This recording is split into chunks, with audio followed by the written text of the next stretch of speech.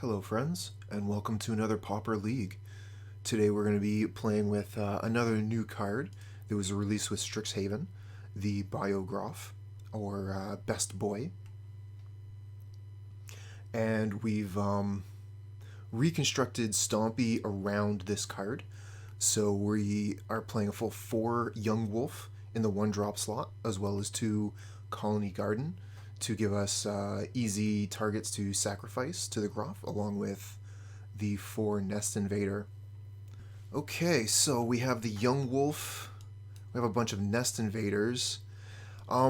This hand is really kind of awkward. We can deploy a bunch of Nest Invaders, but we don't do anything really spectacular with this hand. I kind of wonder if it's better to throw this one back. But, I mean, we would also just have access to Young Wolf with Rancor, which can do quite a bit of work. Well, I think that we would start with Young Wolf, start pressuring immediately from turn 2, start attacking for 3. But it is definitely slow. Like, we have no explosive. I think that this deck can be way more explosive than this hand. Let's see if we can get something better. See, this hand is way better. I love this hand.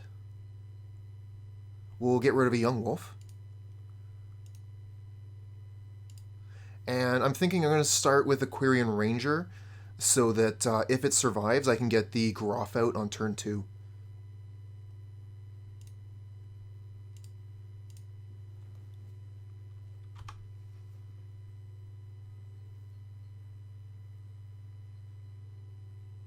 Okay.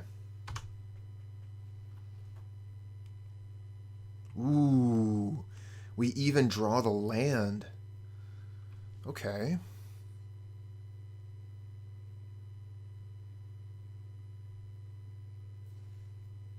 I think we can attack with the Quirion Ranger here. I'm fine with trading the Ranger for their Mystic, now that we've drawn the second land.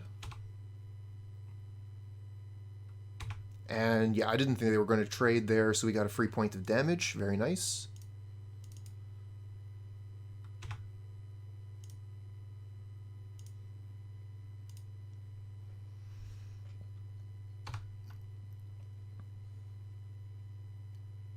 Oh, well, congratulations.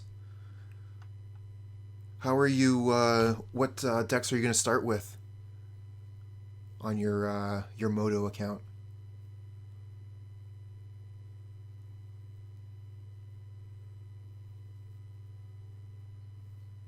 Okay, so this is a pretty hard matchup, made a little bit more difficult by the fact I'm playing fewer gut shots in my sideboard compared to some of the other people playing this deck. But yeah, it is what it is. If we could draw some Savage Swipes, that would be sweet. Otherwise, I think I'm just going to play the Sentinel and the Scourge here.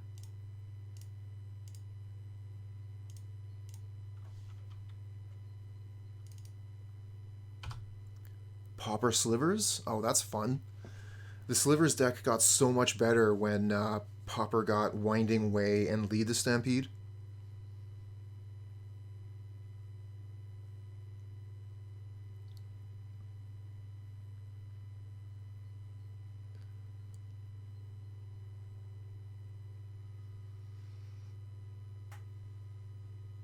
Morning, Crown. Ah, speak of it. Right there it is.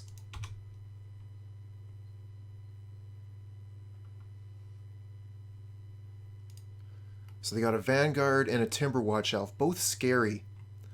But it looks like they only have 1 mana currently available.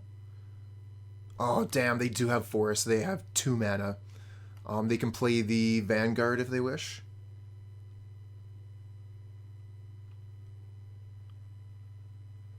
Still going to be applying some pressure here. I think they're going to need to think about chumping this Groff.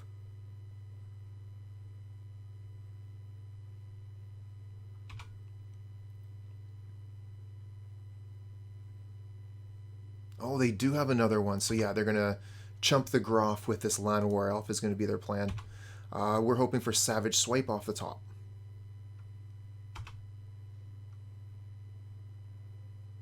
Hunger of the Howlpack is not what I was looking for. Well, we can hunger the Vault Skirge after they block with the Llanowar Elves. And that will untap the Nettle Sentinel.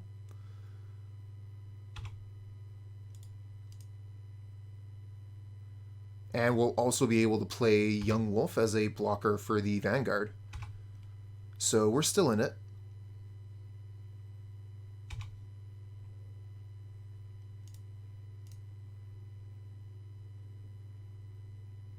Ooh, you got your boxes of Strix. Nice.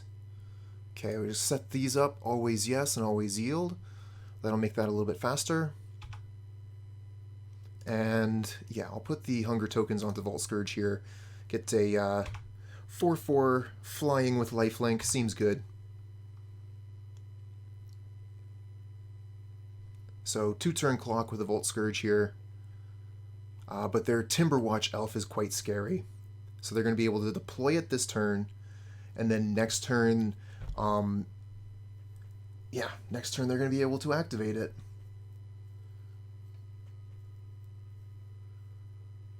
Now, they don't have a critical mass of elves yet, but they're doing pretty well. They do have significant mana.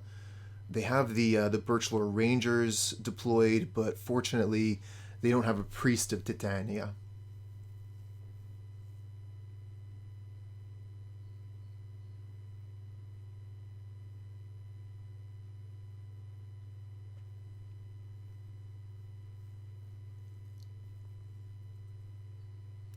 Yeah, but how many Bayou Groff did you get? And, first day of class. You gotta be set for those. Those Pauper staples, no problem. Ooh, okay, so they're putting down the Huntmaster. That's going to give them the critical mass of elves, but it looks like they're not deploying anything else here, so the Timberwatch Elf I don't think isn't going to get the chance to do the thing, because I can just kill them in 2 turns with Vault Skirge. I mean, that's the plan anyway.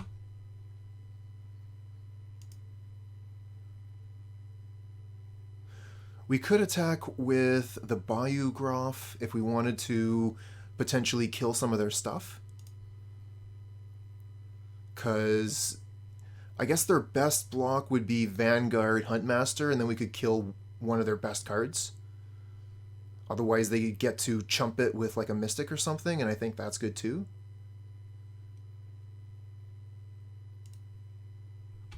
I don't mind losing the Groff here, because the Scourge is what's going to close out the game.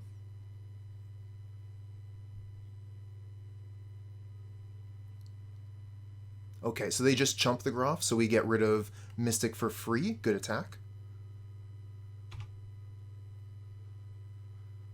And yeah, if we had attacked with other things, they would have been easily blocked, so there wasn't much point in sending in with an alpha when Vault Skirge gets there on its own in 2 turns.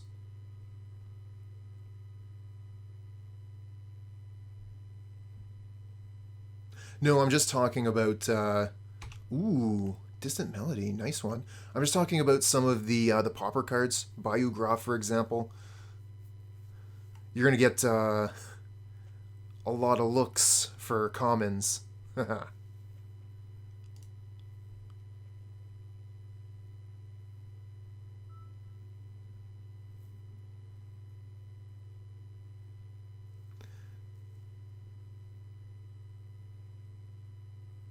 Yeah, no kidding, Crown. Because you've spent so much mana to cast the Melody, you don't have mana left over to cast the cards that you've drawn.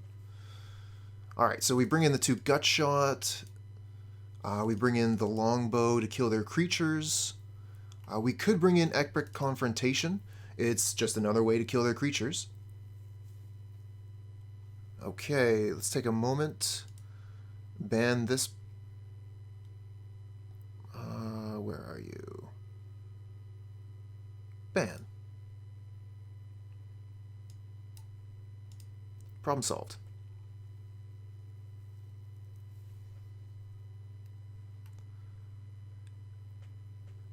Yeah, that's one of the best cards printed for Pauper in the set, for sure.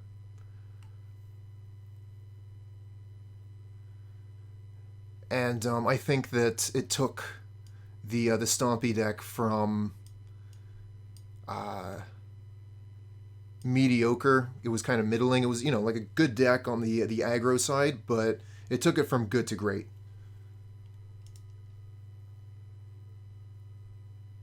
Yeah, the Khalni Garden. We are really interested in putting this card down turn two. So if we can go Khalni Garden into Best Boy, we're happy. Okay, so we got a minute left to take some cards out. Let's figure this out. We take out all the vines.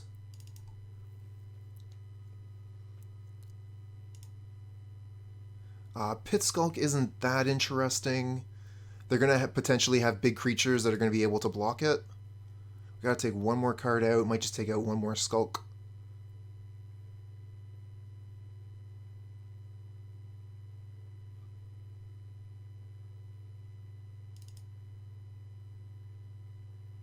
Is there something that would be... I think the Skulk is probably better than any of the cards left over, though.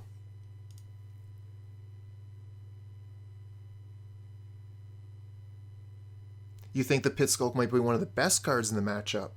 Okay. I was thinking that they're generally going to be able to get an elf that is big enough to block it. So I would rather have like Vault Skirge, which is going to fly over the opposition. So this is an interesting hand. If we draw land, we are golden. But we don't play a lot of lands, so odds aren't exactly in our favor. If we don't draw land, we have 3 plays, but they're not bad. We go Nettle Sentinel into Savage Swipe, kill their first thing. The worst part is I want to play Young Wolf turn 1 so I can play the Groff turn 2. I guess if we draw land, we'll play Young Wolf. And if we don't draw land, we'll play Sentinel.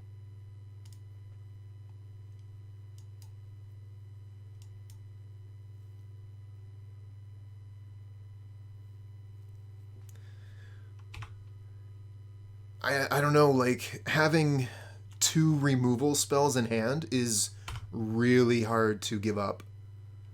We might get punished. It's very, very probable. But yeah, I'm taking that risk so I can keep these 2 removal spells.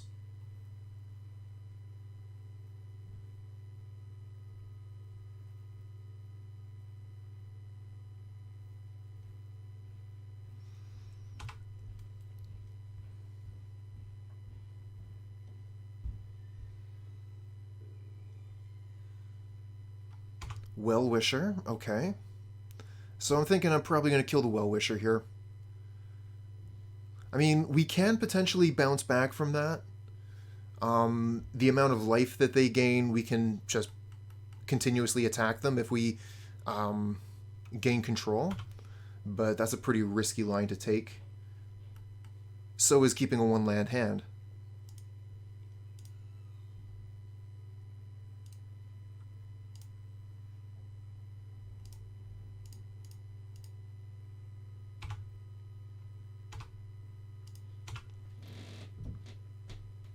Alright, so we're getting punished for our 1-land keep.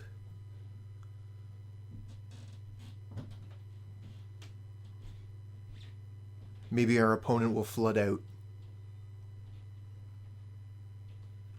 Ooh, okay, they have a longbow. Viridian Longbow, very scary when elves get a hold of it.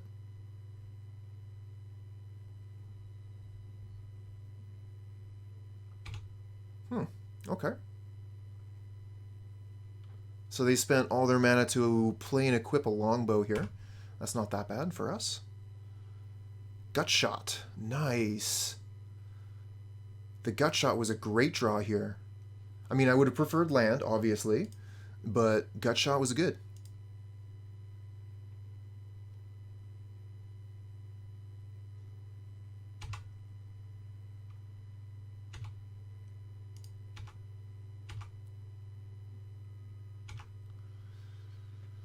I'm kind of wondering, do I kill the Quirion Ranger or the Birchlore Ranger?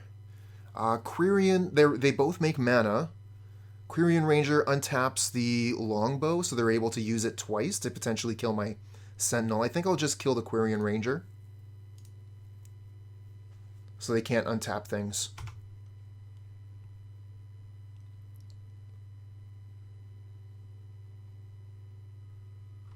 Another Well-Wisher. Another Longbow, I see.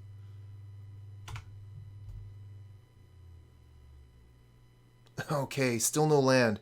And we actually have no cards that we can play now. So, yeah, we can attack with Young Wolf. We had 4 draws, couldn't find land.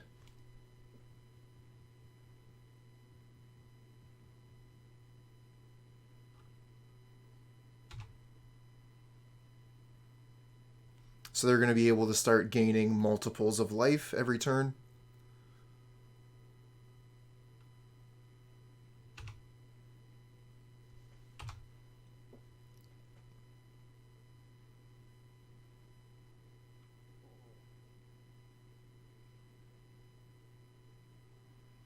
And they can start doing 2 damage to like my creatures and stuff.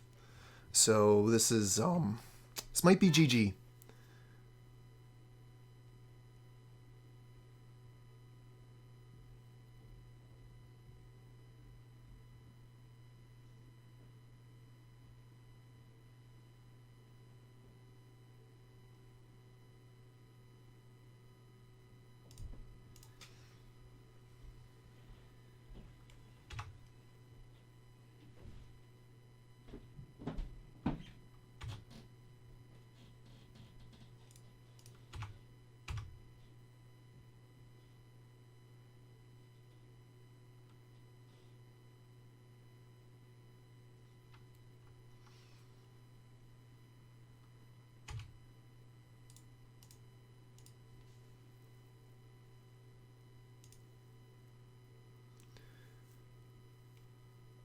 Don't think I really want to change too much about this. We could have the Pit-Skulks for something.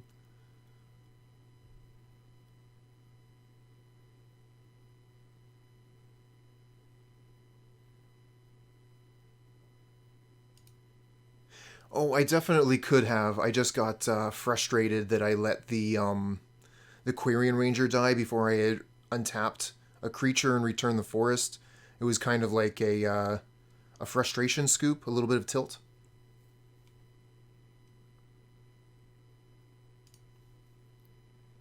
We got another 1-land hand here, not keeping this one. Another 1-land hand.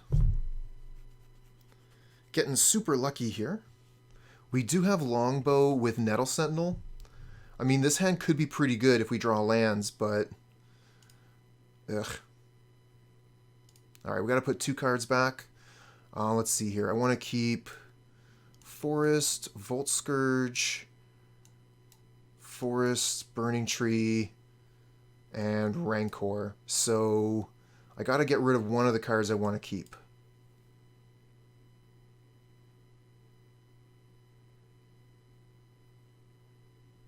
Gonna get rid of Nettle Sentinel, I think.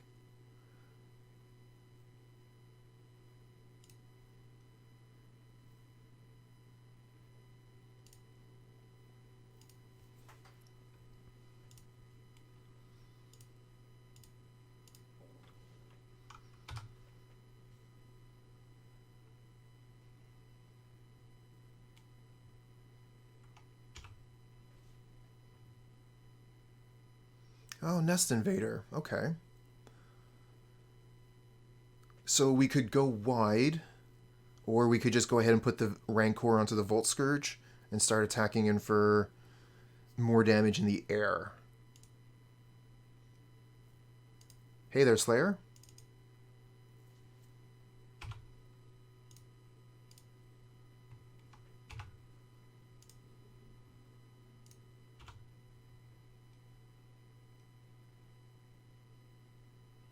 Alright, let's go Air Force. It's all riding on you, Vault Skirge.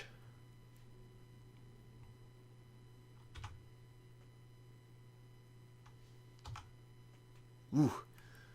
Turn 2 Priest of Titania. They are in for it. Well, we are too. Get aggressive.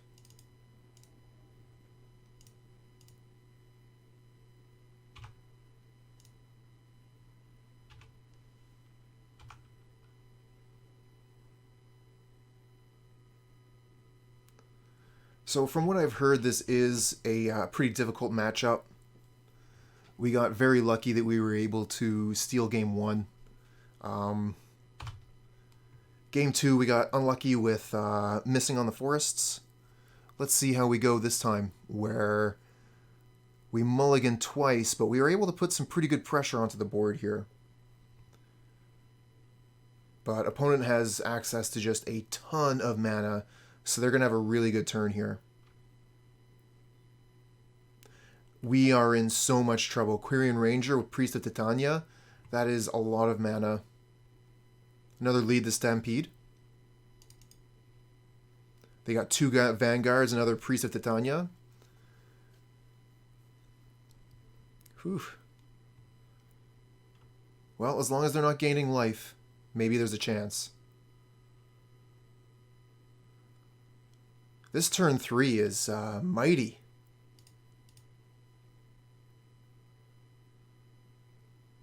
Look at all the work they've done this turn. Another Vanguard. Oh my. We are dead. It's going to take too long for Vault Skirge to finish this, I think. For the amount of blocks we're going to need, we'll see. Hunger of the Howlpack. That might actually change things. So let's see here. This puts our counter, this puts it up to 6, so it's actually only a 2-turn clock. That is brilliant.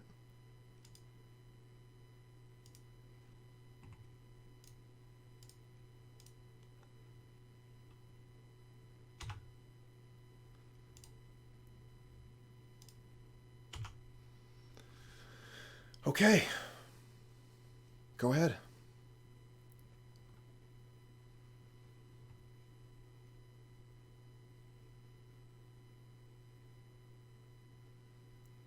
Now, Elves can do some really scary things from this position. They have access to blue mana and nearly unbound green mana, so they can throw down their deck. And if they have access to some way to win the game on their turn, we're dead. So they could have Gruesome Fate. They could have one of the Valakut cards. Sorry, not Valakut cards. One of the Invoker cards, where they're going to pump a huge amount of mana into a creature to give it trample, or else to pump mana at our Vault Skirge to kill it.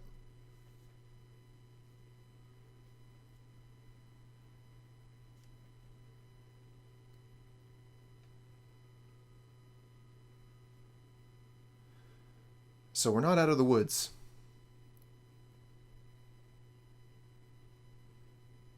Looks like opponent is going for another Distant Melody again. Why not, right? Just go for all the Distant Melodies. Oh, Timberwatch Elf. Yep, that's scary next turn. Oh, the creature has reach. I see what you mean. So we're dead.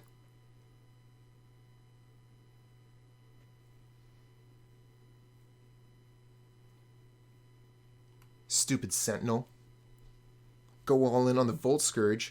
Well, we have Rancor, so we're going to need... we're just going to need another Rancor, I guess? Is that even enough? No, they have the Essence Warden. They're going off here, so they're going to be able to prevent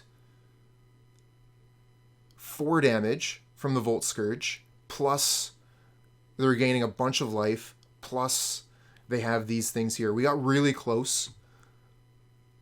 We did pretty well for this matchup, but I think that opponent found the way out.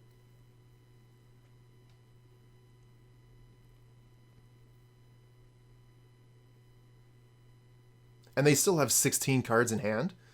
I think that we can pick this one up here at this point.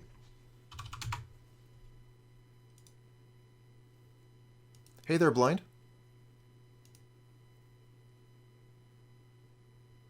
So we got a one-land hand, our specialty. Okay, so we got a one-land hand, but it has Quirion Ranger. So this is a totally different story. We're going to want to keep the Forest, both of the Burning-Tree Emissaries, the Quirion Ranger, and then we got to put away one of these cards. So I guess we'll put away Nettle Sentinel. We'll keep the Savage Swipe, be able to kill one of their things.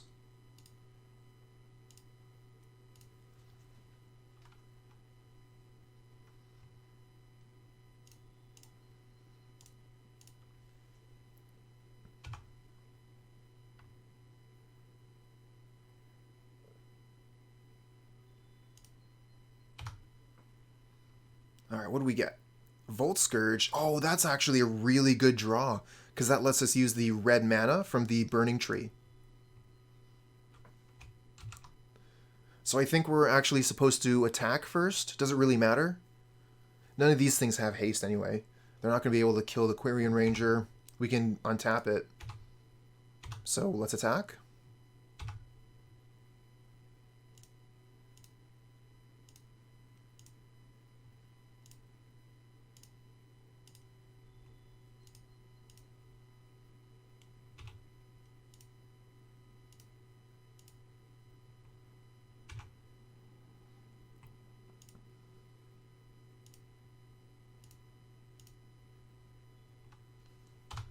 Okay. Play out contents of hand, turn 2.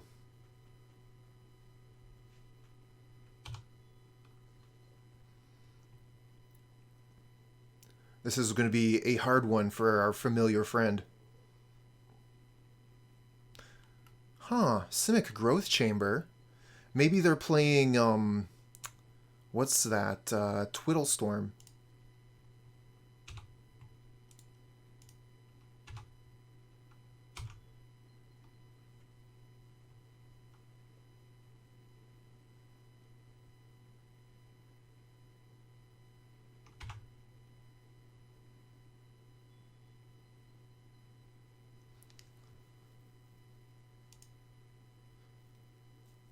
Okay, so I don't know too much about Twiddle Storm.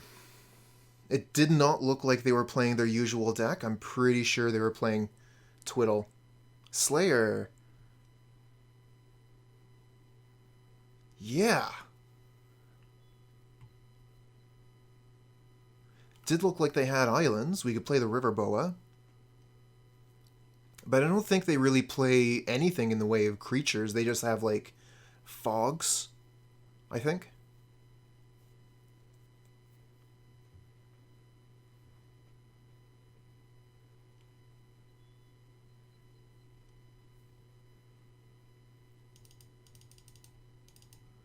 And I don't think that our removal is going to be very good either. Like, Savage Swipe is basically going to be a dead card. Whereas Vines of Vastwood, we can at least pay 2 mana to give our creature +4/+4.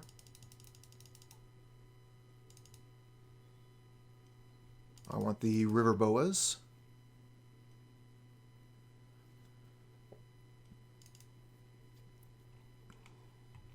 Alright. We're going to try this. And we might change our sideboard plan after we get more information about what our opponent is doing. I'm kind of making an assumption about what deck they're on here.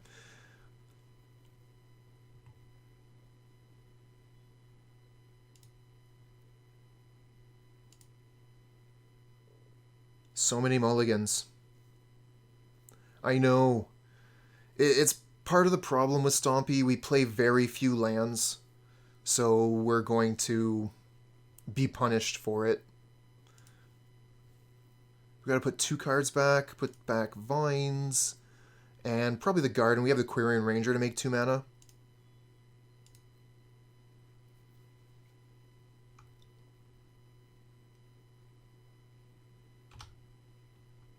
Nice Ponder. Yeah, I've been getting the one land curse lately.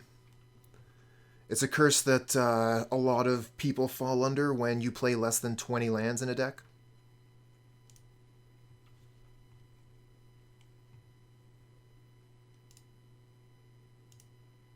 If I play Quirion Ranger this turn, then I have 2 mana to play other spells next turn.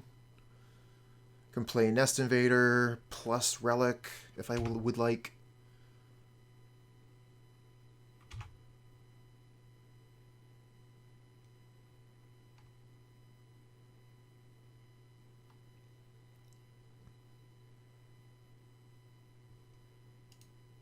Okay, and they grabbed Forest with the Ash Barrens, so that makes me think even more that they're on the Twiddle deck. Another Quirion Ranger, not what I'm looking for. I think we'll attack, play Nest Invader, play Scourge, so we can get the most power onto the board.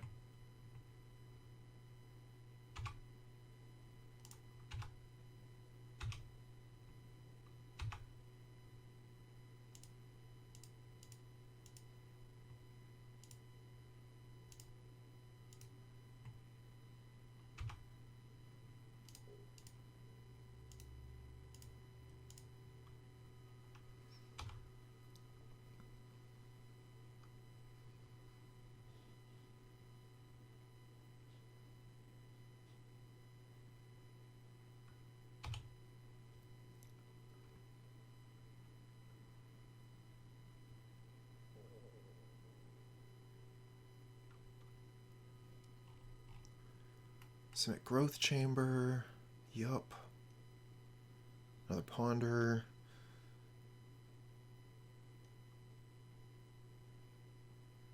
We'll be able to get in for a little bit of damage this turn, but opponent has doesn't have a lot to worry about with our board here. Ooh, that changes things. That makes our clock much faster. And then next turn we could play Quirion Ranger and Relic, so we don't have to worry about missing on land. I do intend on sacrificing Quirion Ranger here. I guess we could sack the Vault Skirge, honestly. They're basically the exact same thing. Opponent doesn't care about our life total.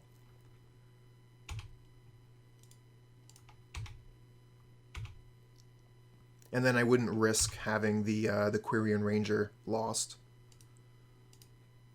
Oops, cancel that. Gotta tap the mana first.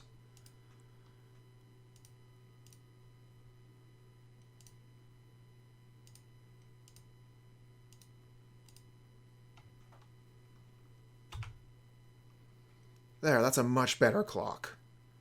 Instead of attacking for 4, now we're attacking for 7. 8 actually. So we doubled the clock.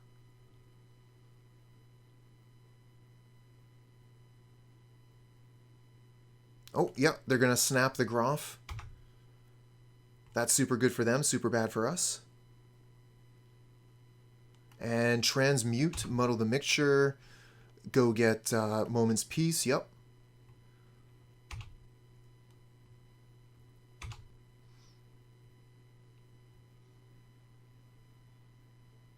Max Breaker, 87. Thanks for the follow, friend.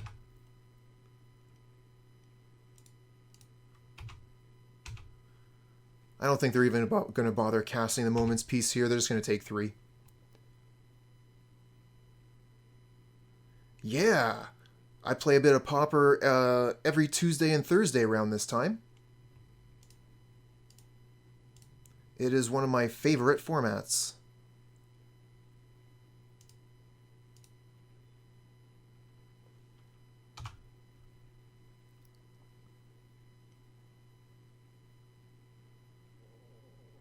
Yeah, Groff is wicked in this deck.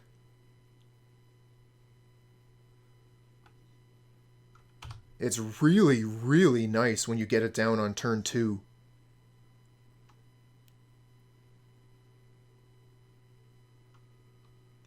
And especially some of the turn 2s this deck can have, where, for example, if you play Young Wolf into Burning-Tree Groff, that is backbreaking.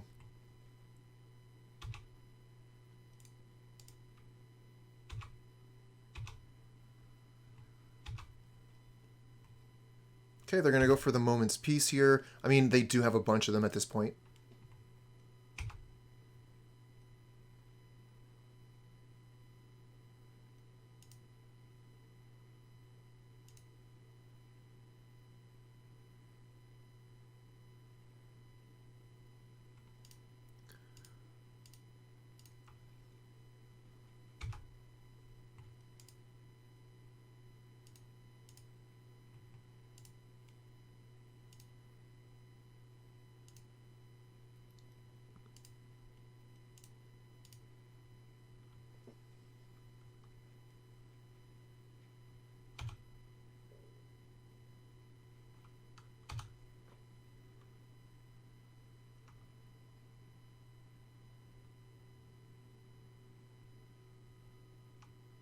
Yeah, we can do some pretty busted stuff. And then even, you know, like, what's name? Play Nettle Sentinel, then turn 2, put down Nest Invader, then turn 3, Bayou Groff, and Hunger the Howlpack onto Nest Invader. You can do some really, really nice things in the first 3 or 4 turns.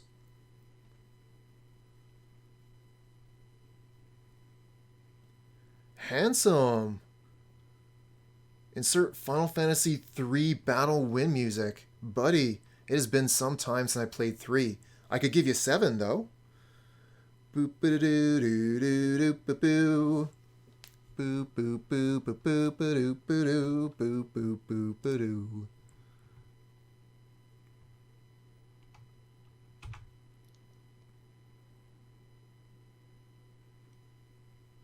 Okay, yeah, they're going to cast the Moment's Peace from Flashback.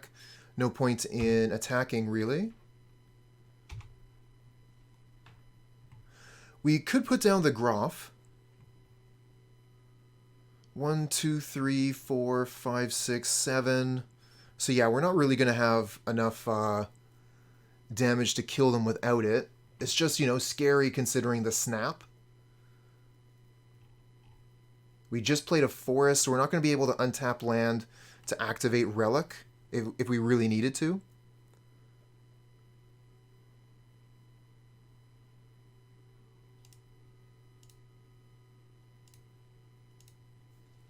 I'm going to leave the land untapped so we can activate the Relic if we need to.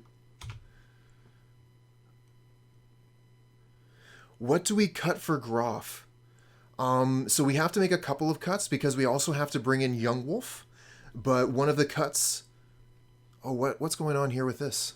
Oh, they're going to tap the forest so that we don't have access to the Relic anymore. Smart.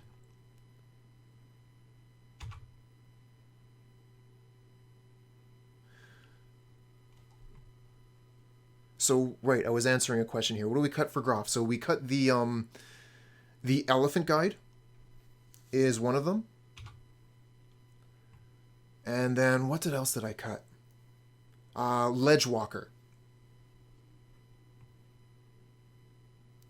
Yeah, that's it. I'm a big fan of Pauper, Graham, but we're going to be trying out the list that you put together tomorrow, if you want to check that out.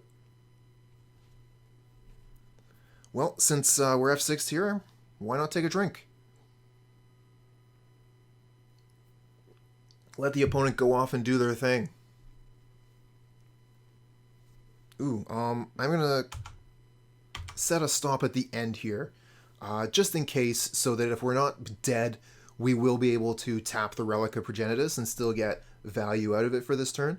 But opponent might just kill us this turn. It's not going to be easy, but they might be able to do it. Yeah, I mean, like, this is probably enough mana on its own. Market Festival plus the Growth Chamber. They've got a bunch of draws. They had 2 Ideas Unbound. They're making more mana. They just got to keep finding arcane spells so that they continue to draw cards and untap their mana.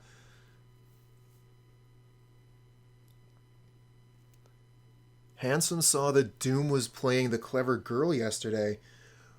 Sweet. Did you see what Doom was had co-starring?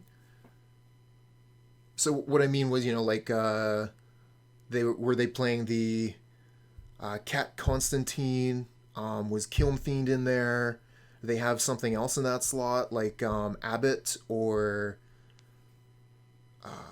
Bedlam Reveler. Abbott. Yeah, a lot of people are looking towards the Abbott for that slot. Having another prowess creature that actually potentially gains you card advantage, drawing you that extra spell, so that you can, maybe cast something and attack with the clever girl that you already have on the board. Who knows?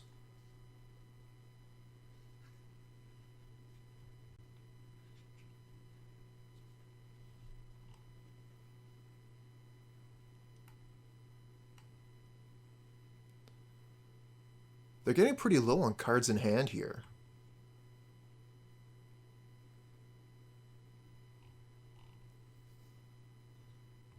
Oh, and light up the stage? Oh, another snap. Good thing we didn't play the Groff. Yeah, I like the idea. Oh, nice. They fizzled.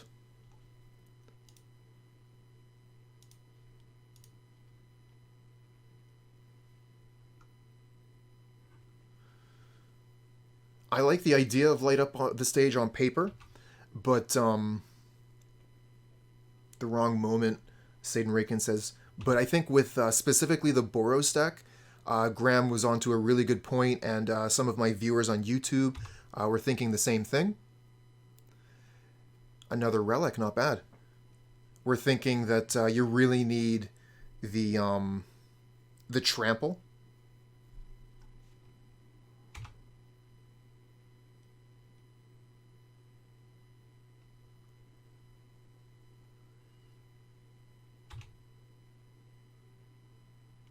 Okay, so no combat this turn. Dismiss all that. They don't have any cards in hand. No point in attacking. So we'll just play another Relic and a Scourge. Or maybe we'll just have 2 Relics up.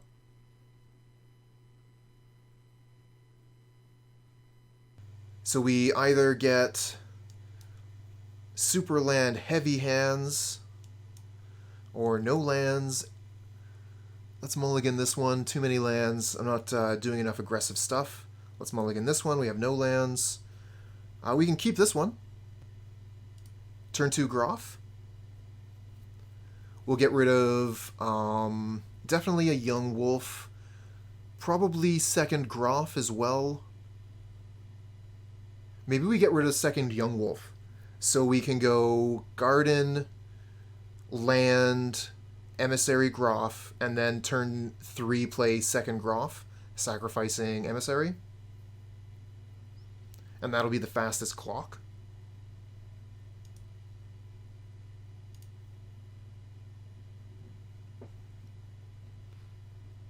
Oh, good point, Blind. Thriving Isle. Ooh, Nest Invader, not bad.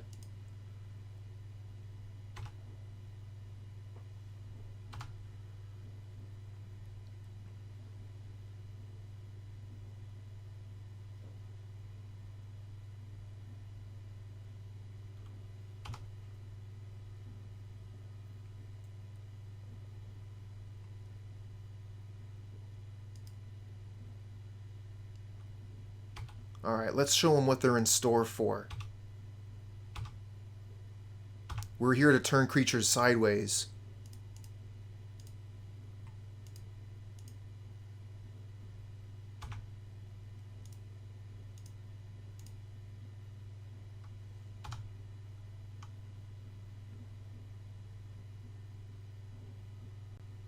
Okay, turn 2, 7 power on board.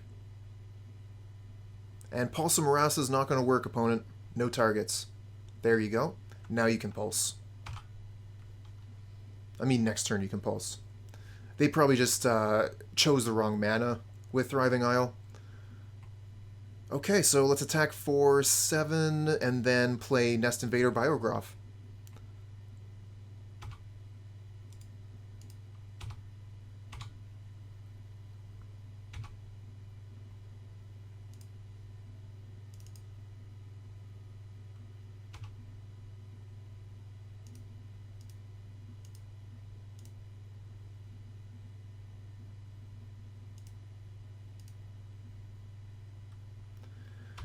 Off by 1 to kill the opponent next turn. That's unfortunate.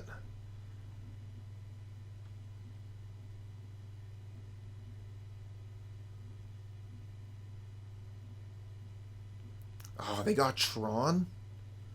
They found it so easy.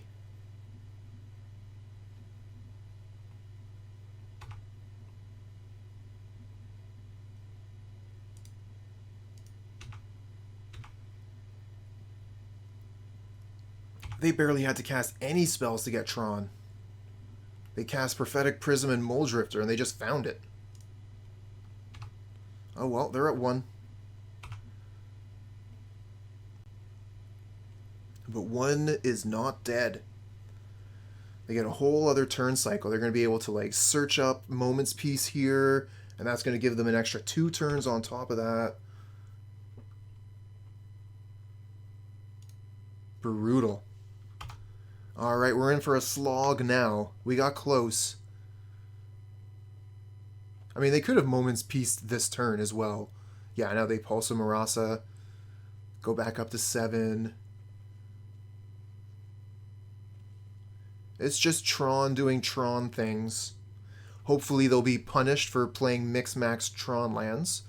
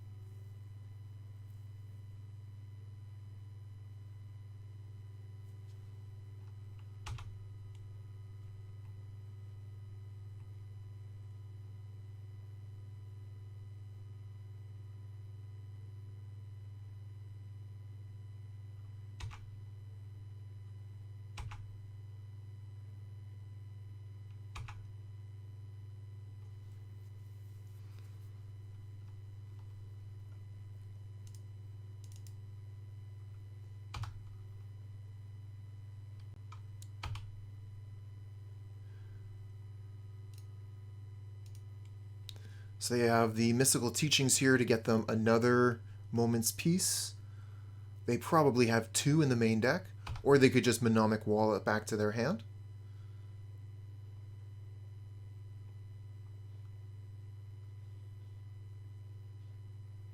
And they can play this over and over for quite a few turns. Meanwhile, they upgrade their mana, attack us in the air where we can't block. It's a lot like a chokehold.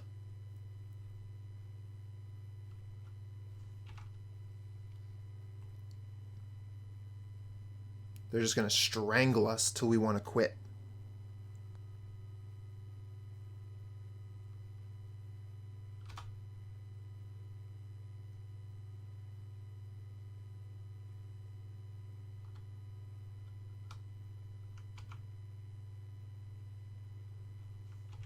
Ooh.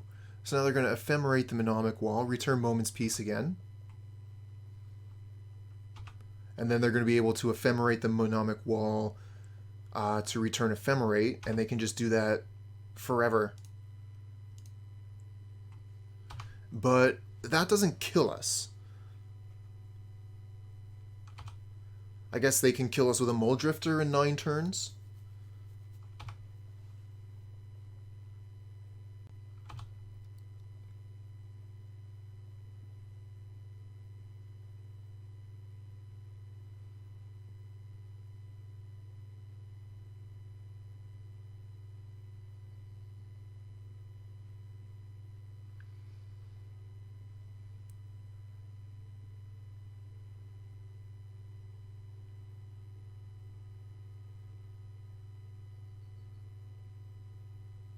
Ooh, Crackle with power. That's a lot of damage.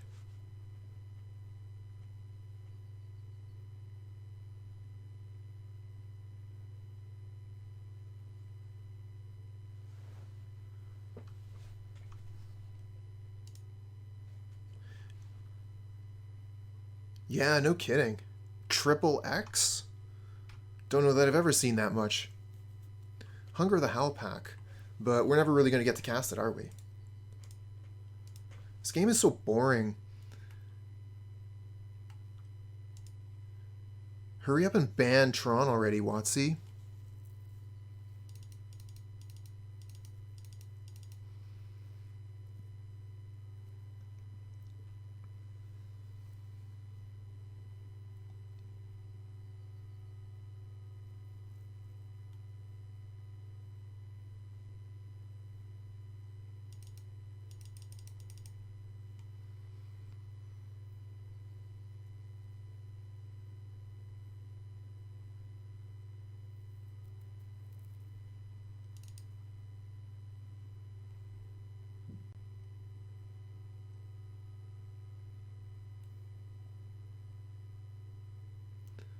We've all been there. Anyone that's played against Tron has lost against Tron.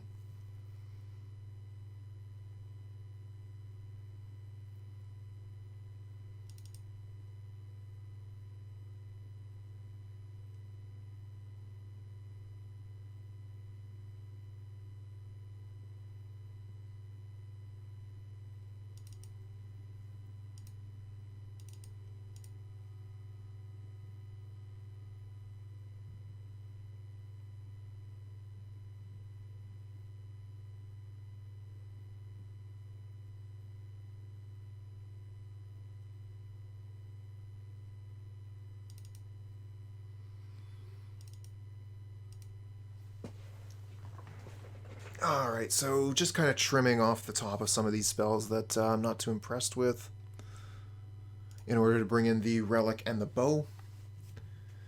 Speaking of not very impressive, we have this hand.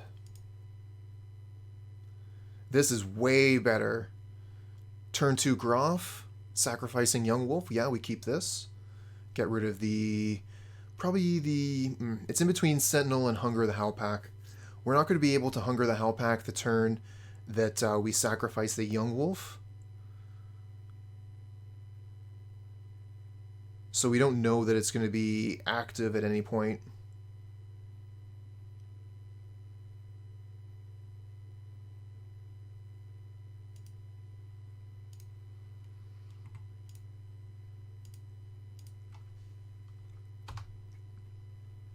Alright, let's get a Burning-Tree off the top.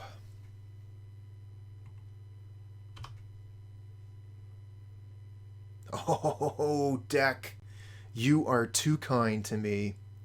Alright, so we attack with Young Wolf, get the 1 point of damage in, and then we summon the boys.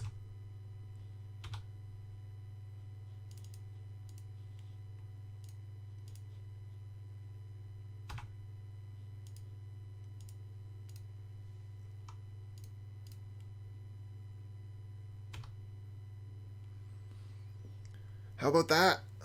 9 power on board turn 2. And with a Nettle Sentinel, we're threatening lethal. The Rancor threatens lethal, actually. So with both of them, well, we're putting in a lot of damage regardless. This is going to be going for a turn 4 win.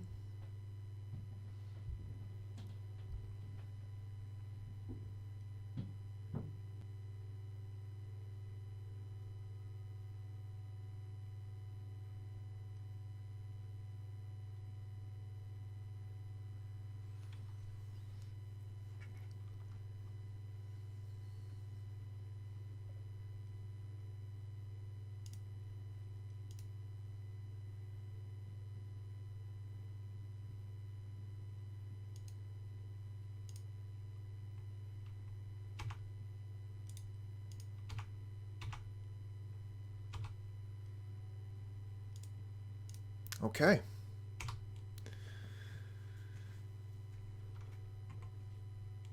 Do you have Moment's Peace? Because that's what you got to do. You need Moment's Peace here. Nope, they don't have it. Okay, not bad. Let's do that one again.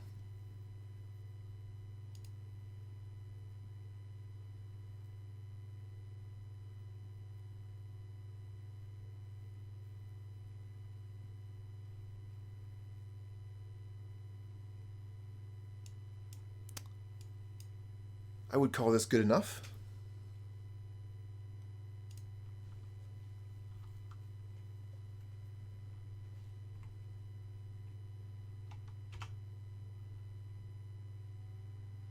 Got a hunger.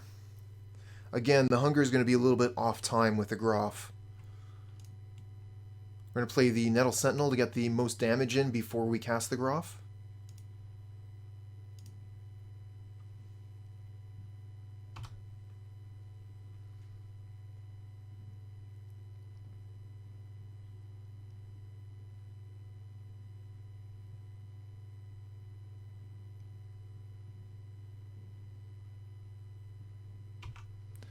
This is a little bit scary. They could have Counterspell for the Groff here. That would be pretty bad if they had some way to counter this. They could have Prohibit. It's probably Impulse, though. Oh, okay. Well, they're casting the Abrade now in combat, so I'm not able to save the Sentinel, but I can cast a Vault Skirge, a 4/4 Vault Skirge, or I could Vines it. I think I would rather play the 4/4 Scourge.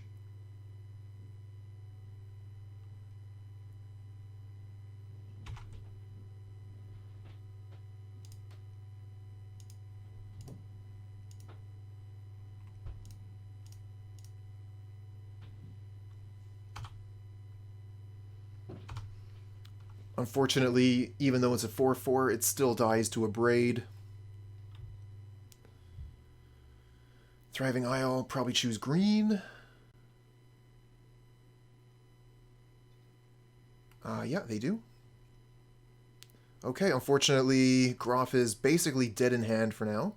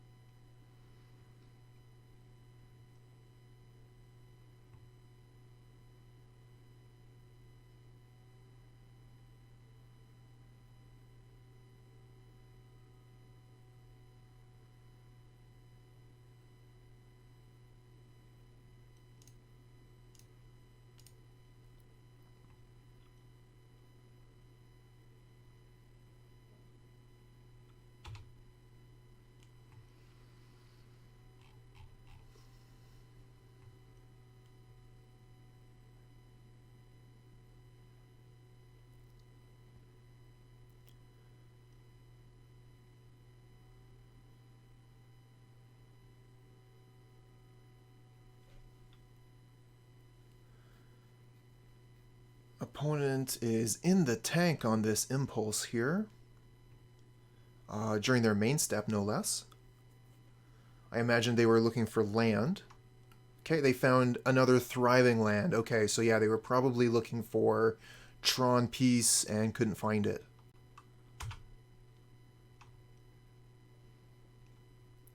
Oh, well. Quirion Ranger sacrifices to Groff.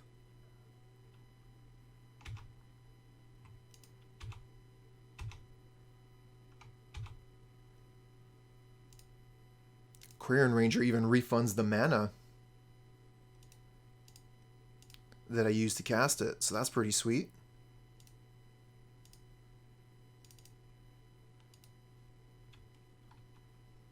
Okay.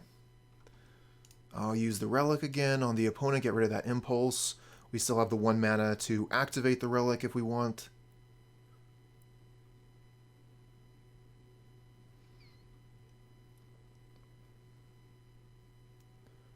Viridian Longbow is sitting here doing a whole lot of nothing right now, but if we get stuck under a Moment's Peace lock, it's the Viridian Longbow that's going to end up doing the damage. 3 mana, 2 creatures. After the first turn, we would be able to do 2 damage a turn. Okay, so they find Tower. That's their second Tron land. If they have a crop rotation, then they have Tron. Oh, it looks like they do.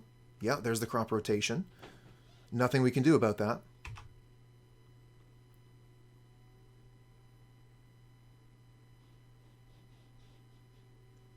So now they have all the mana. And they have a good range of colors, too, between the two remaining Thriving Isle and the Prism.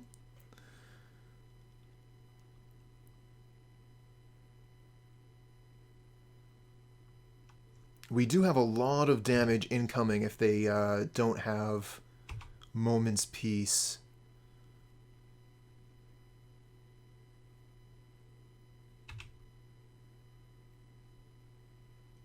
But I think we do have to move in, even though that means we would be sacrificing the damage from the Longbow. If they don't have Moment's Peace, this is 9 damage.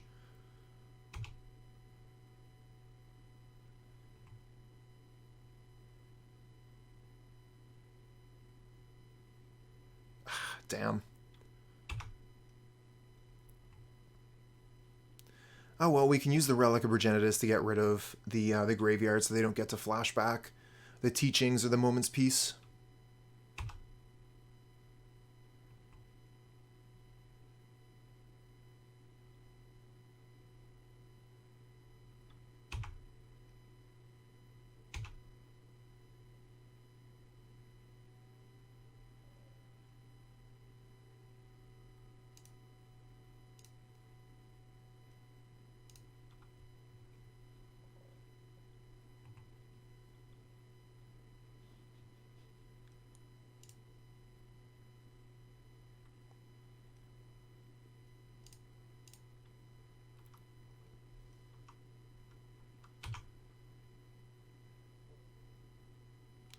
Alright, opponent is fairly low on resources with only 4 cards in hand.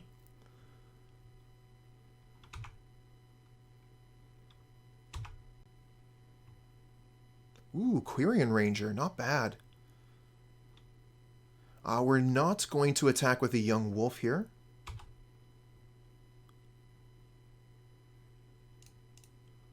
Going to leave that back as something to hold the Longbow.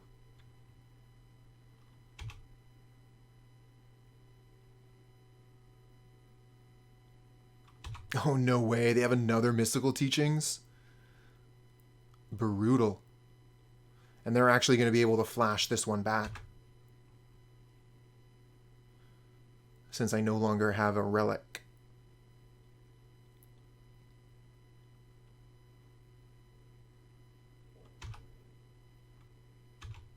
But this is why people play Tron. The deck is wicked.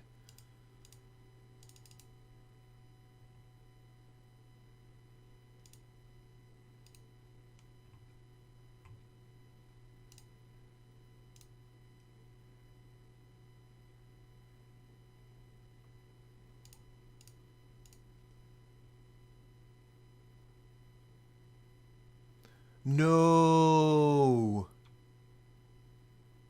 Oh, that sucks.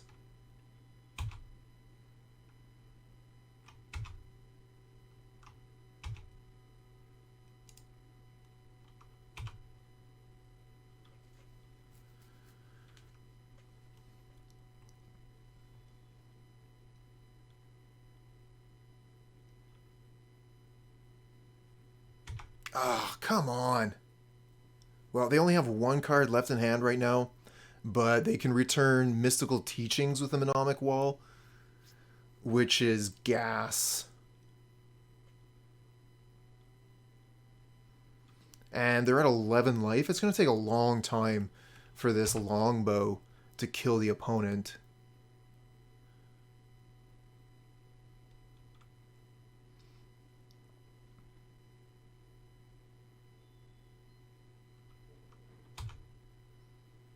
It was a good effort.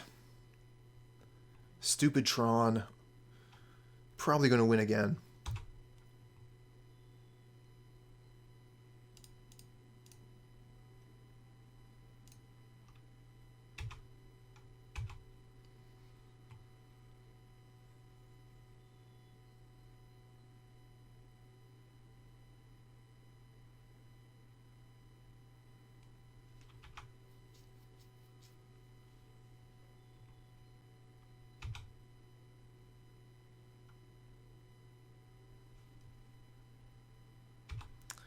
If I had just put the Rancor onto the Groff, they wouldn't be able to do this.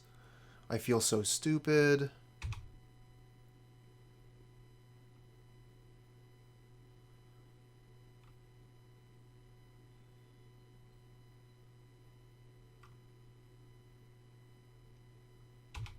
But they don't have access to Moment's Peace right now. So I can do 8 damage.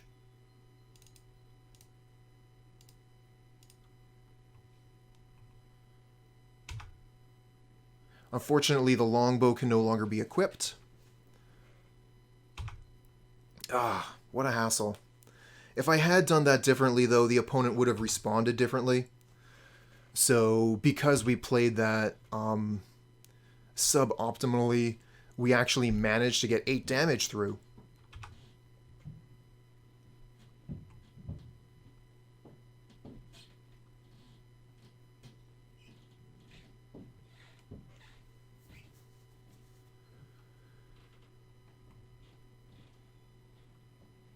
Crop rotation, go get some more mana. Yeah, I don't know exactly what it is. For some reason, on this day, April 20th, I don't feel like I'm quite playing up to my full potential.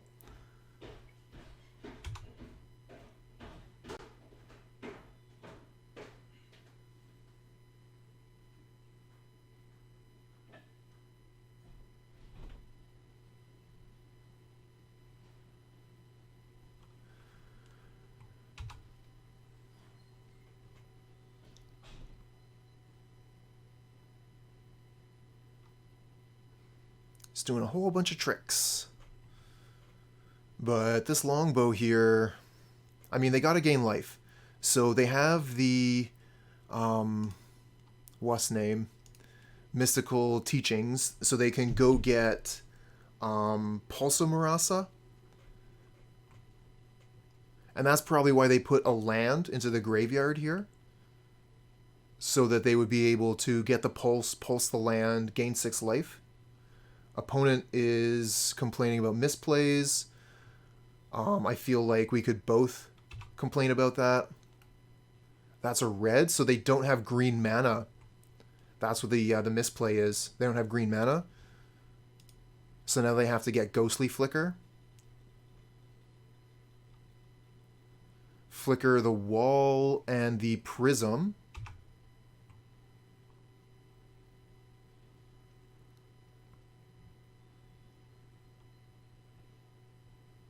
And get the flicker back.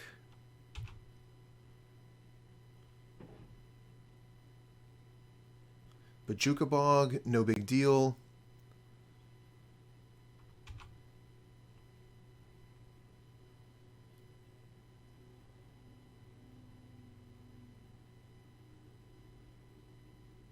Ooh, Weather the Storm. Wow, wow, wow. That is so much life they're gaining. And then they can return Weather the Storm to their hand with the Ghostly Flicker and Mnemonic Wall. Well, not anymore, because we have Savage Swipe. So we can at least get rid of that Mnemonic Wall.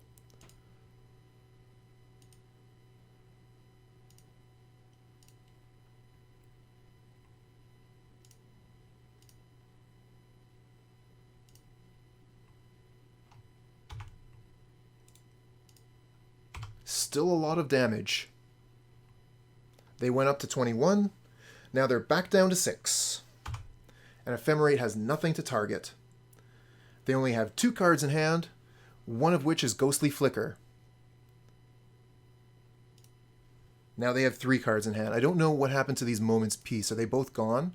One of them is gone. They looks like they still have another one in hand. So the 2 cards in hand are Ghostly Flicker, Moment's Peace, and the 2 unknowns from the Muldrifter, I think.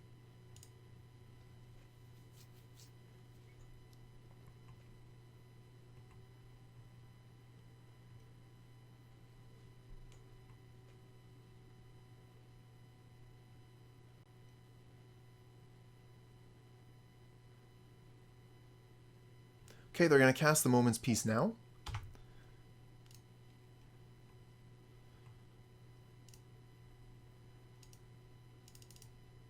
Just go ahead and equip the young wolf with the longbow. Hit them with it. And we'll play land this turn in case we play land. In case we get land next turn, which would mean we would be able to do 3 damage per turn with longbow.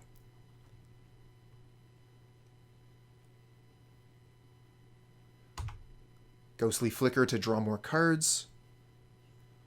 They get to draw 3 cards off that Ghostly Flicker. Wow. Okay, so we know they already cast the Moment's Peace. We can't really attack here.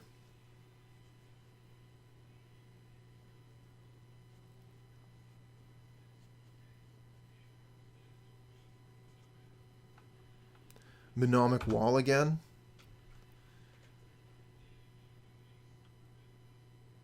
Get back Flicker. Flicker the wall. Get back Flicker. They can Flicker the Mole Drifter, draw a bunch of cards.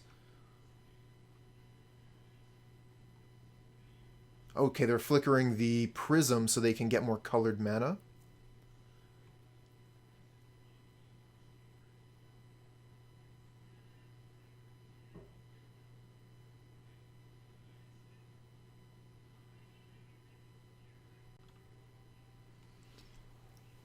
What a grind. Okay, flickering the Urza's Tower and the Mnemonic Wall. And getting back the Moment's Peace this time.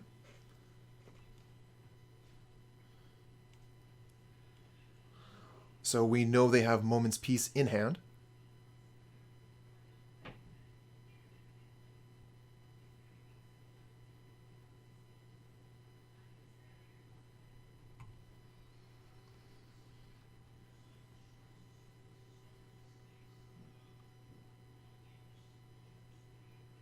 Another Weather. Ugh.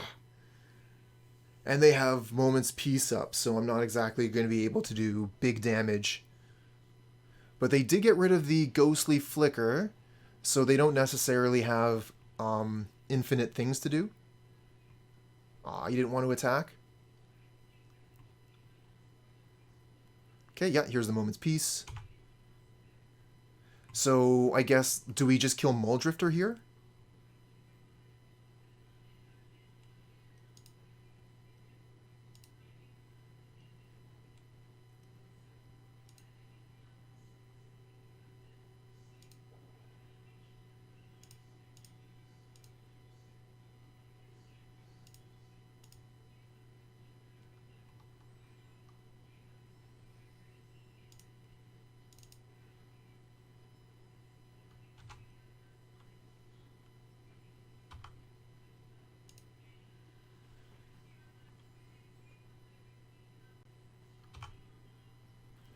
No point in attacking. They cast Moment's Peace at the start of our turn.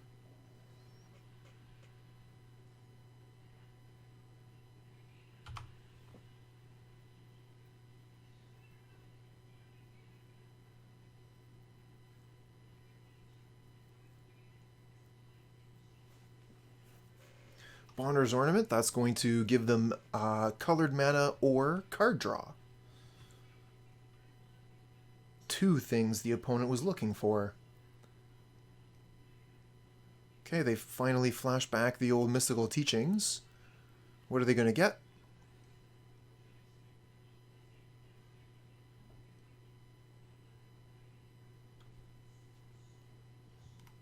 Pulse of Marasa. Return the Mole Drifter to hand, gain more life, makes sense.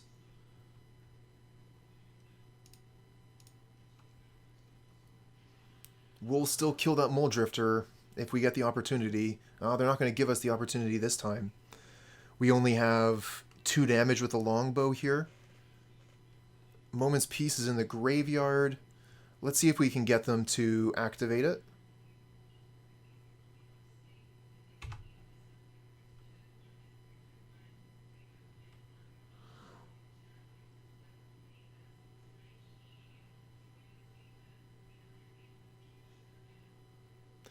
You know, personally, I really love that they're doing this before I tap my creatures to attack, because that means that I know Vault Skirge isn't going to get any work done in combat, so I can tap it to do a damage to them.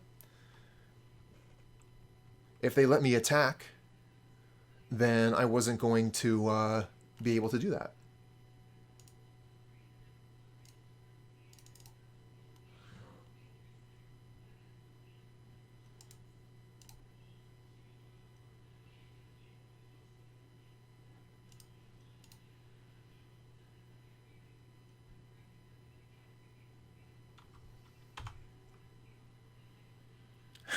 Only 13 turns to go.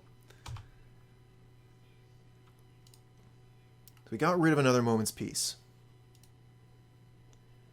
At least there's that. Moment's Peace gone forever.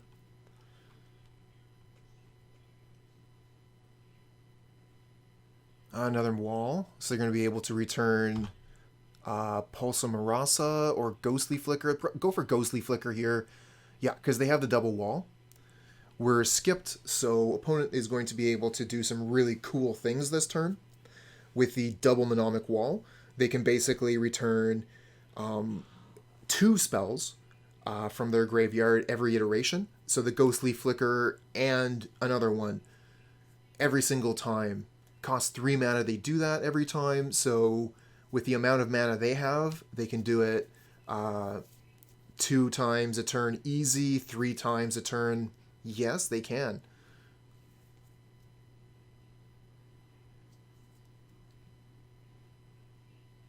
That also means they basically have access to unbound life as well, because they can do this over and over again. They can return Weather the Storm and be able to storm off over and over. So we are no longer in a situation where we can win with damage. We're actually going to be looking to either deck the opponent or time them out. They probably have Frantic Search, Handsome. So they're going to be able to target us with Frantic Search and actually deck us before they are decked. But we'll see if they have access to any more of those fog type spells.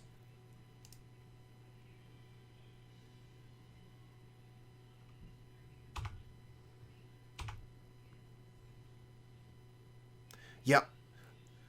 That's also very true. If they have Rolling Thunder, it's actually not going to take very long for them to kill us.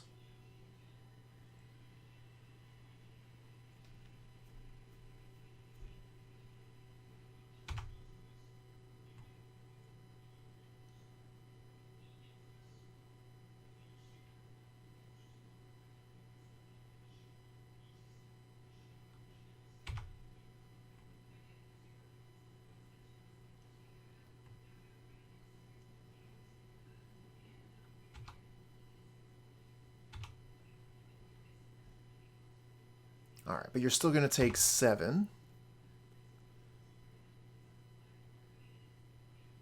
Ooh, Death Touch with Longbow?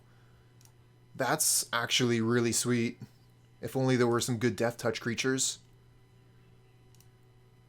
We could kill the Muldrifter here.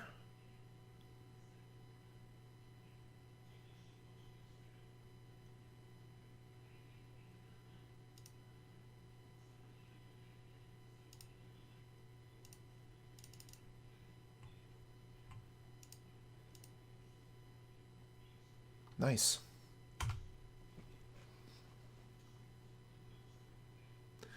Okay, we have nothing to do during the opponent's turn. We'll hit 6 to preserve our clock and just let the opponent do what they will. Opponent does have a lot of cards in hand. Stonehorn Dignitary, we're not attacking ever again. It's all about the longbow now.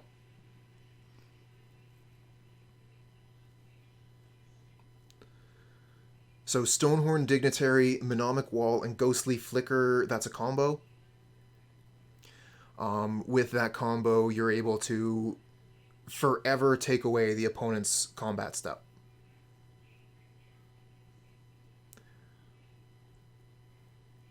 And it only costs 3 mana a turn. And you're actually able to stack these missed combats. So if you ghostly flicker 2 Stonehorn dignitaries in a turn, then the opponent won't have combat next turn and the turn after. So you can really start to see why the Longbow is such an important piece of the Stompy deck in order to be able to fight that. Unfortunately, opponent does have access to Weather the Storm, so realistically we're never going to be able to do lethal damage, but we do have 40 life and 40 cards in our deck. The opponent has 4 minutes left on their clock. And 15 cards left in their deck. But they should be able to find that Rolling Thunder pretty damn quick at this point, because there's so few cards left that it could be. I mean, they do have to have it in the deck. That's not guaranteed.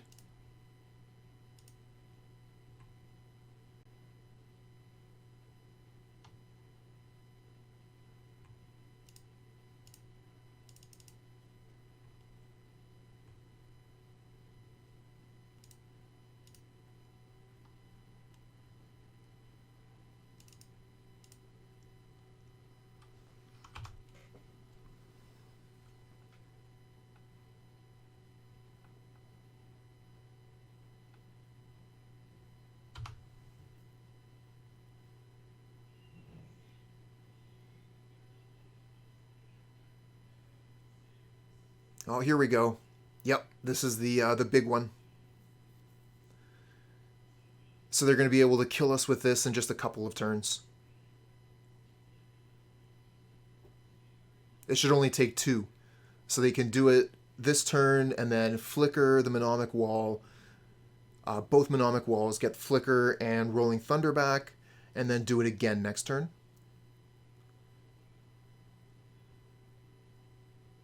So with 3 minutes, that should be very easy to accomplish.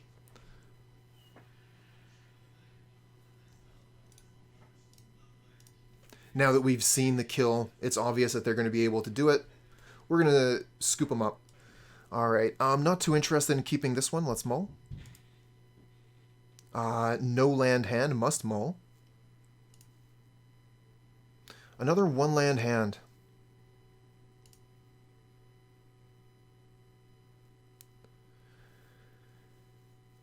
These Burning-Tree Emissaries would be amazing if I drew land, but like I can't really count on that. At least all of these cards can be played.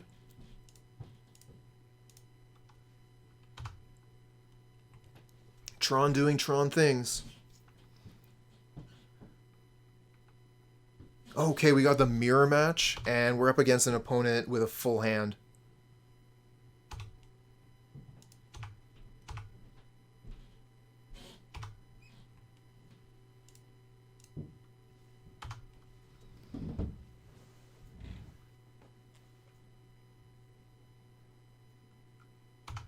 Rancor is pretty good here. Pretty hard to race a lifelinking creature.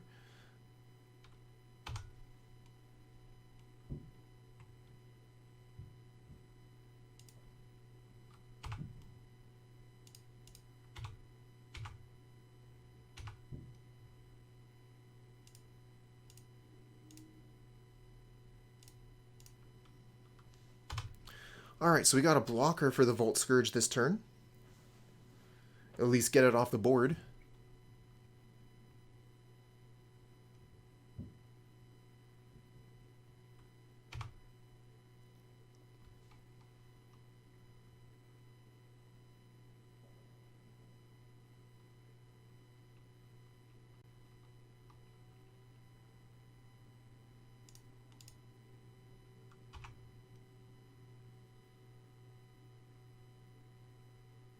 Alright, we can concede this game.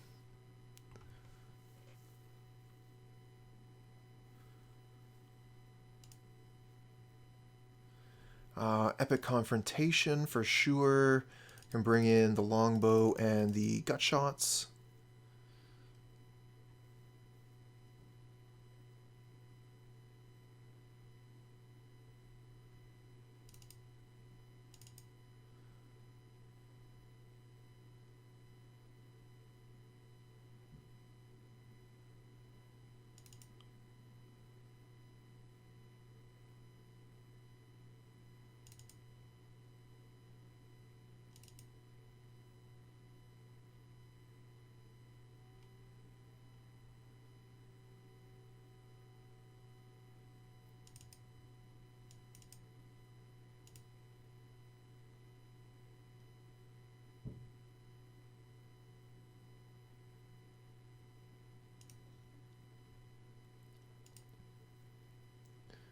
Wow, so lucky.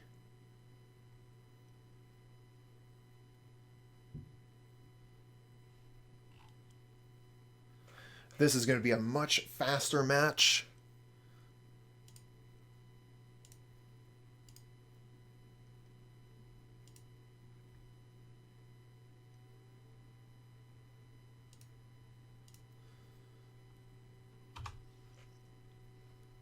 All right, we'll go with the 2/2 for 1 to start.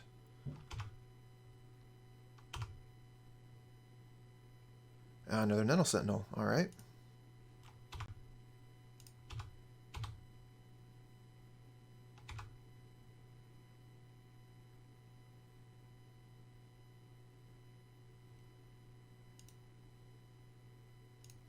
I think they're going to play Groff this turn. So I'm going to hold up Hunger the Howlpack here, so that if they play Groff, I can make a 5/5 of my own. No, guess not. And there won't be any combat here. Okay, I wasted a mana in that case.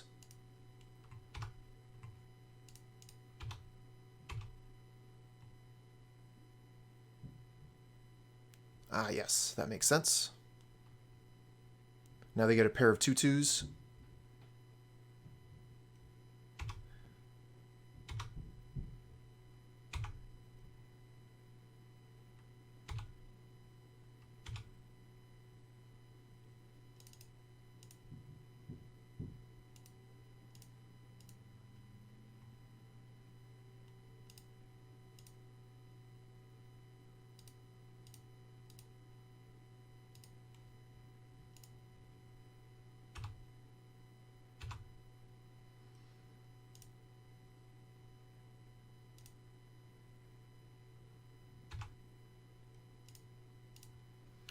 Okay.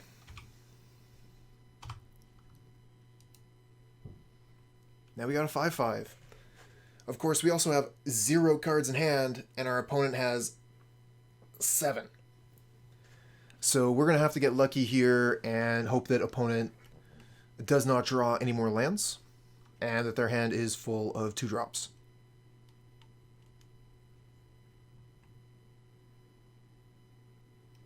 Been having a little bit of bad luck with the Stompy this league.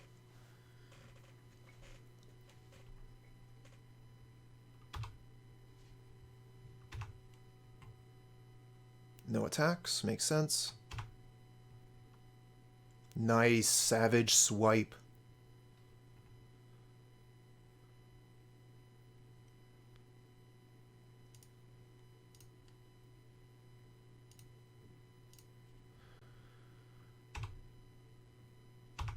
Alright, getting rid of a Young Wolf gives us the best attacks.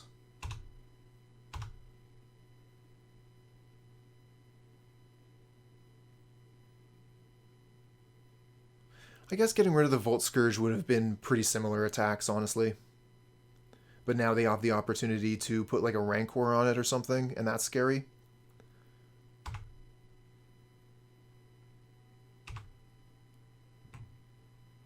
Should have attacked with a Young Wolf. Worst case, it was coming back as a 2/2.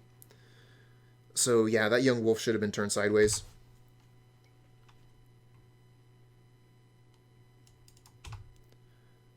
Yeah, as soon as they get that second forest, they're just going to let loose with 4 Burning-Tree Emissaries. It's going to be horrifying. Vines. Okay, so let's see here. That's 5, 6, 10 with Vines. I think we keep Vines so that we cast it on Vault Skirge if they try and pump the Vault Skirge up by anything else. Like try and cast another Rancor on it or something.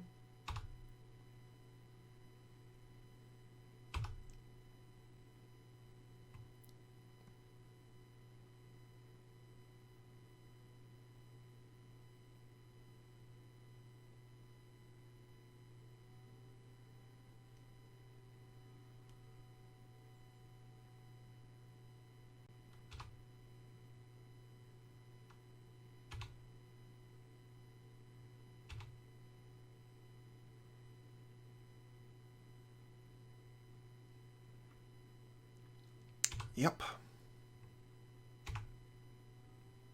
Rancor. Down.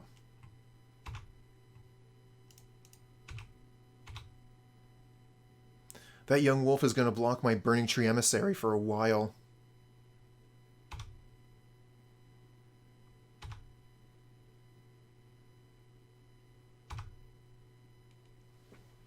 Like, even a gut shot would be great. Just kill that Vault Skirge. Get it out of here. Stop this lifelink business. Opponent is really holding on, though, with this one-land hand. They're just refusing to lie down. They probably have another young wolf to back this up. Quirion Ranger, okay. So that allows them to untap one of their creatures here. Yep. Play land, play another card. We really need Rancor. We're actually going to lose this game.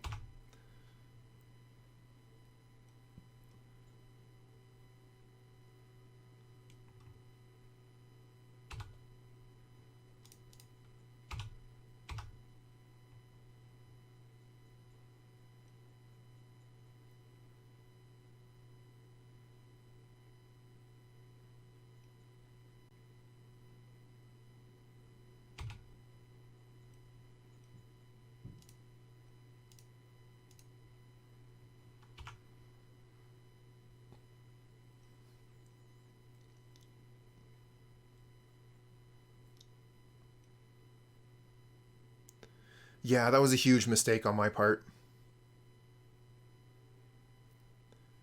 Now we know why I haven't been doing too well this league.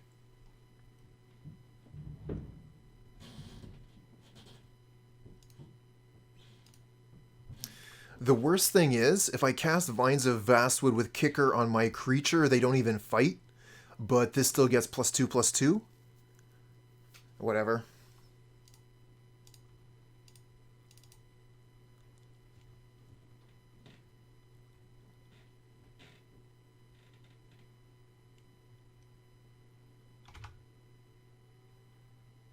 We could have cast the Vines for the single mana to target the Skulk. That would have also been fine. It would have stayed a 2/2 at that point. But here, we have a pretty easy time of blocking it unless they put like a Rancor or something on it.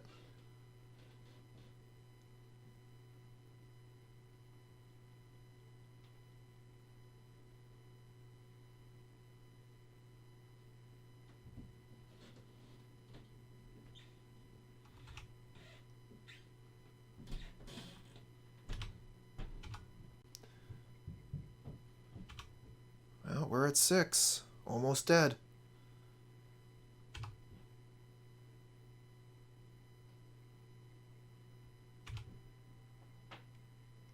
Hunger. Not great.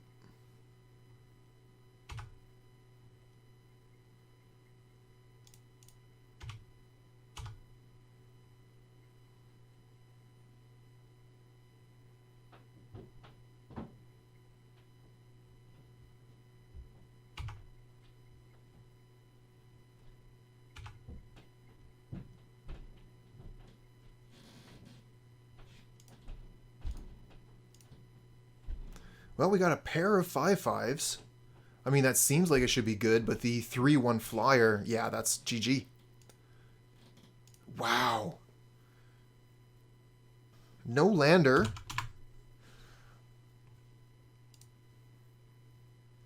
One lander, but we have the Quirion Ranger.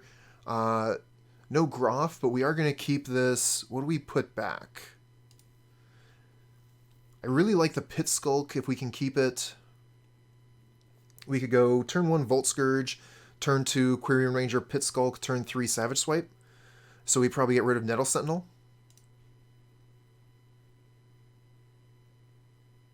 Hey there, kid. So you're feeling spontaneous and wacky today. Wild and wacky.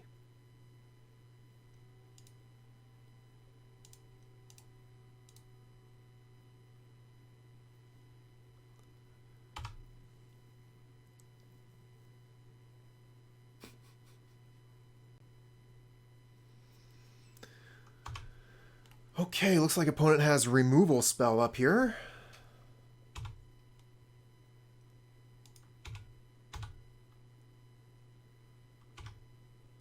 So they're just waiting for us to deploy the Groff.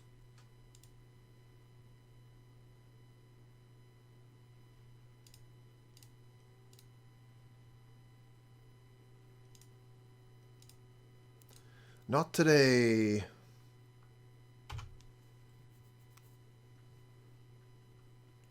Yep. No surprise there. Cast down on Pit-Skulk.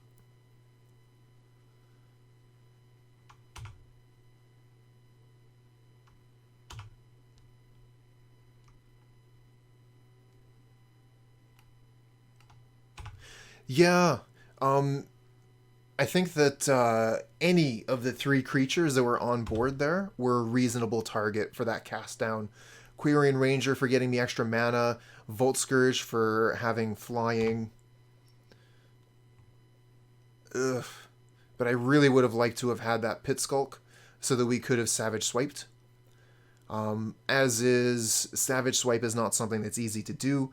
We could Hunger the Howlpack on the Vault Skirge, then Savage Swipe, but wouldn't we be so much better if it was the other way around? I think we probably just play Nest Invader. And then maybe we can Savage Swipe next turn.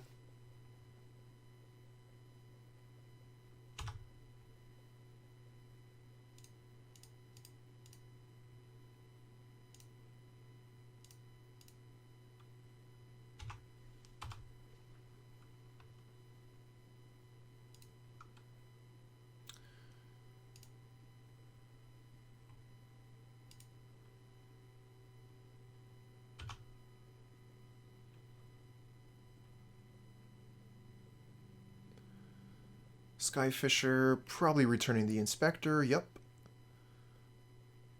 And then just passing, so holding up removal spell here.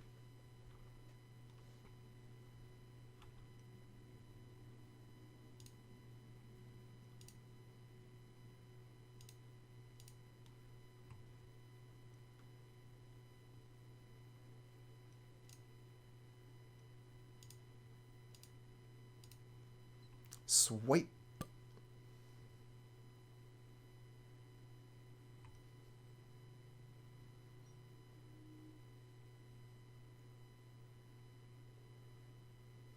And if they try and respond to the Savage Swipe, we have Vines of Vastwood.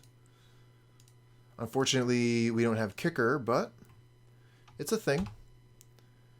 Protect our dude, kill their dude, and attack for damage.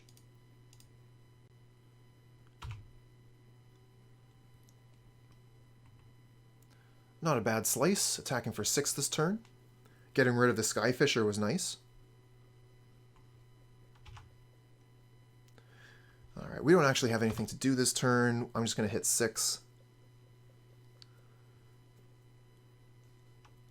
Another core Skyfisher.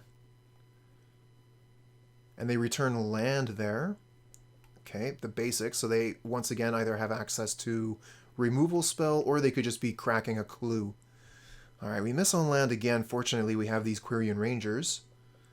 We also have Hunger of the Howlpack. But that's pretty risky if the opponent has a removal spell.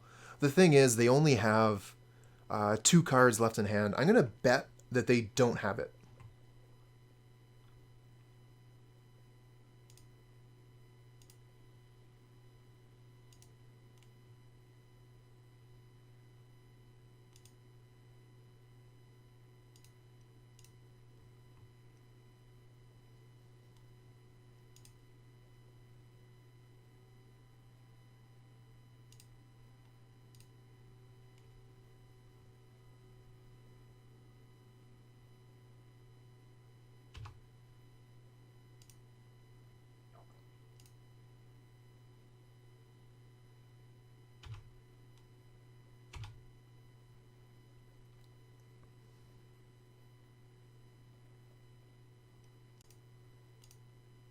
Alright, fingers crossed.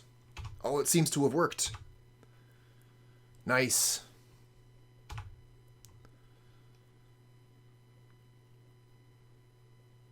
Oh, they didn't even crack a clue that turn? I think they hit 6 by mistake after they went to blocks and forgot to crack their clue.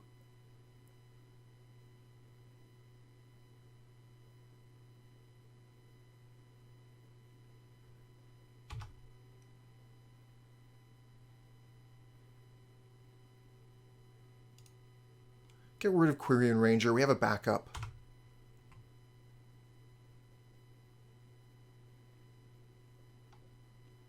Burning-Tree. Kind of wish we had kept that Quirion Ranger around.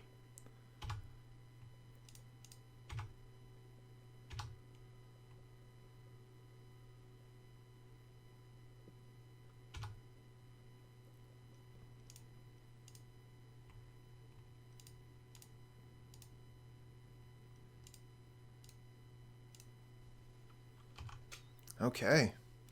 Looking pretty good from here.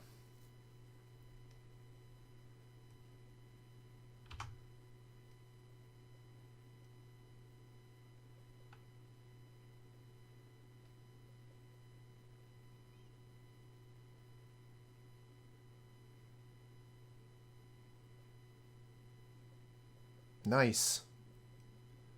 Okay. Got one. So let's see here. We're playing against Orzhov mid-range, so probably the Pestilence deck.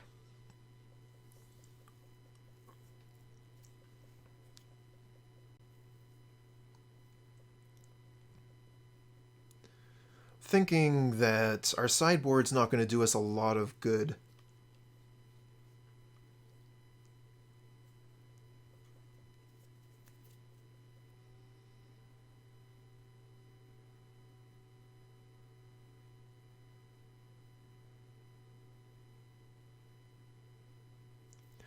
I think we're just going to run it back.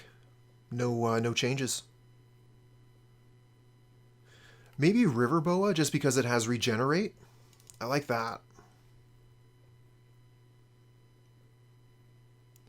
And then we can take out Vault Skirge and Sentinel.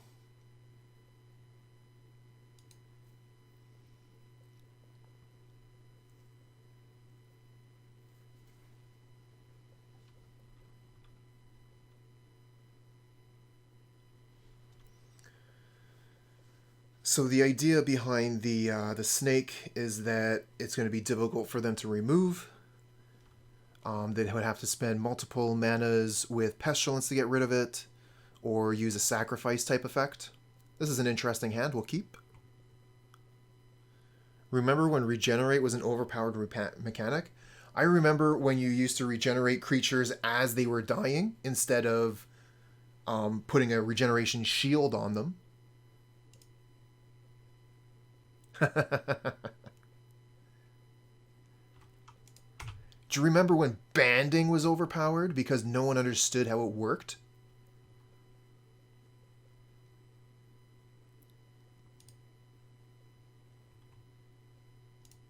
Okay, we're going to play the Nettle Sentinel here because the Vault Skirge can be played off the red mana with Burning-Tree Emissary. And also, Nettle Sentinel can use Savage Swipe. So we're going to be able to get in for some damage. If we wanted to, we could go Savage Swipe, Hunger the Howlpack, get in for maximum damage this turn. But that line would lose to Edict.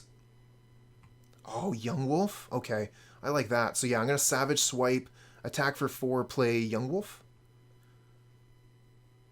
It doesn't work too well with a Burning-Tree Emissary if I want to Savage Swipe. I guess I could go Burning-Tree Emissary, Savage Swipe, Vault Skirge. That should be fine.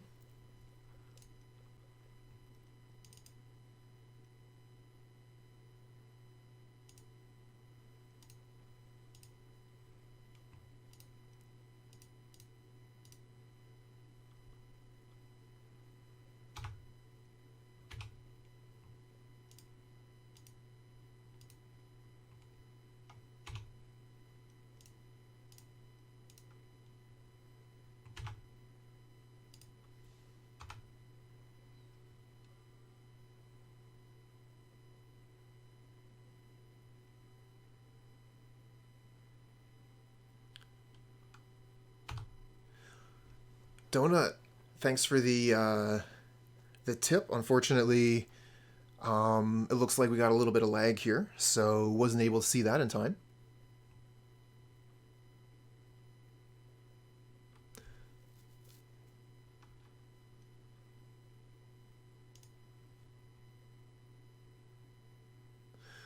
So if we sacrifice the spawn, we could hunger the Vault Skirge, get in for 6.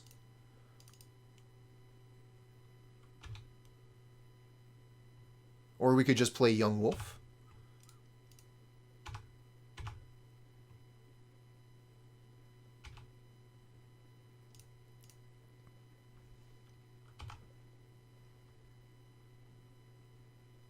Getting in for the extra damage that turn would have been pretty attractive. They were tapped out. I'm much more scared of going for Hunger of the Howlpack when they have the mana open, because they could cast down whatever creature I want to put the tokens onto.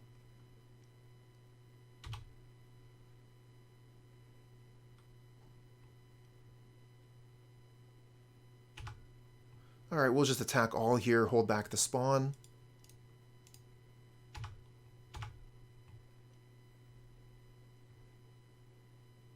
Sure.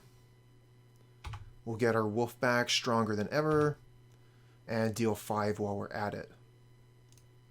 Nettle Sentinel, go. Oh, and they missed the clue again. Garni the Guildpack's a pretty good one, but they're tapped out. So we're going to be able to Hunger the Howlpack the Vault Skirge. So that's 4 damage in the air, and then they have 2 blocks. So they're going to take, so let's see here, 2 blocks. They're going to take 4, 5, 6, 7, 8. Not bad.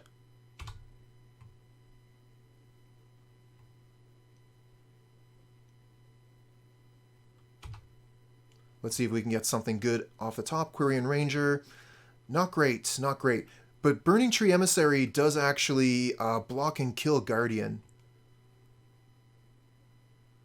That's pretty cool. In any event, I think we just attack all.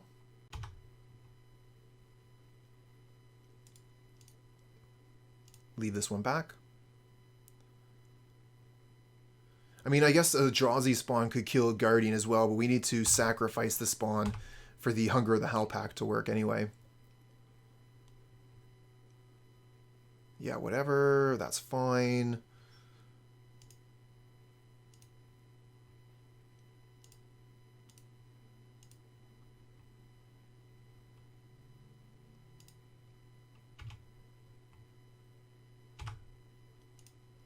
Mana burn.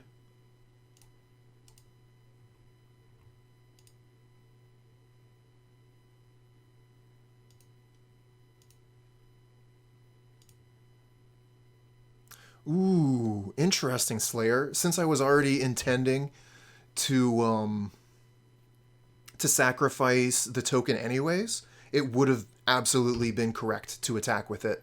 You're right. Okay, looks like GG to me.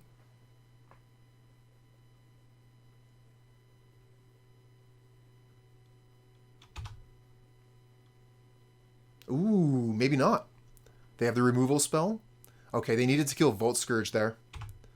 Whatever. Quirion Ranger down. Who cares? GG. Okay, managed to get half of our play points back, it looks like. Pretty sure this was... yeah, this is game 2. We have the advantage. Bomp. Okay. Not exactly the way I wanted this league to turn out, but it is what it is. Managed to get half of our play points back. I do think that this deck is very strong, despite my showing with it today. So don't underestimate the power of Groff Stompy. We will be playing this deck again next week. I think that it's very good, and I want to be able to show you all that this deck is real. It has legs, and you're going to be able to get through quite a few leagues quite quickly with this deck as well. Our league took 2 hours, but I'm pretty sure you could cut that down significantly